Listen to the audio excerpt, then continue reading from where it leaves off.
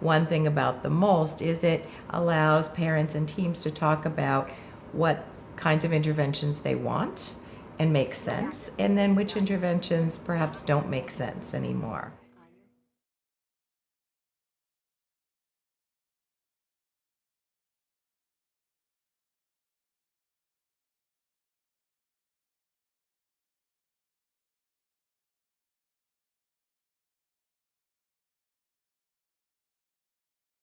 I don't want to ever feel that I could have done something more. And so it's scary that I don't know. When she was first diagnosed, we were counseled to have a DNR for her. Reluctantly, I did it, and I put it in a drawer and never told anybody about it. It sat there for 11 years. This past doctor's visit, her neurologist said, inform me that because her scoliosis is so bad that if they were to do chest compressions, it would cause more harm for her and more suffering, and that I should consider dusting off the DNR and taking it out. And I said, okay, I'll think about it. And then at her pediatrician appointment, she also brought it up. So reluctantly, I did dust it off, and I have it now in her room should I need to show someone for it. It was a very emotional. I cried about it. I made a Facebook post about it. I needed to grieve because it was like grieving all over again. To not do cardiac compressions. These are very basic things that a parent should not have to do. It really is.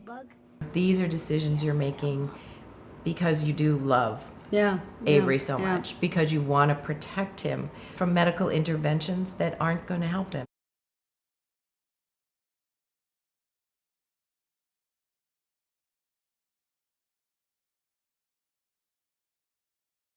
In the moment, you may make the decision that's right for that moment.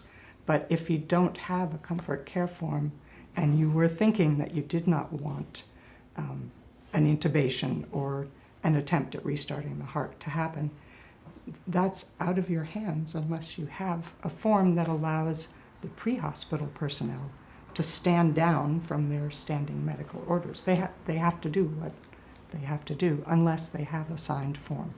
So you don't have to show it to anybody, If in the moment you would like, in fact, absolutely anything that the pre-hospital folks could do to be done, they will do that. What they won't do is not do that if you don't have the form. I can remember pinning it up on my bulletin board upstairs in my office just so that everybody knew where it was should the circumstance arrive. Having the conversation with Pat that says, on that Tuesday, if you need to call the ambulance and you've decided something different or you feel differently, just don't show them the form. It was a way to put the power back to me, and that gives you some assurance and some comfort in your life, especially when your child has a medical disorder that's so out of your control, right? Actually filling out the DNR was not a big deal at all to me. It was just a check mark. Type A, paperwork done. It took the burden of a few of the what ifs off our shoulders. What if we're in this emergency situation?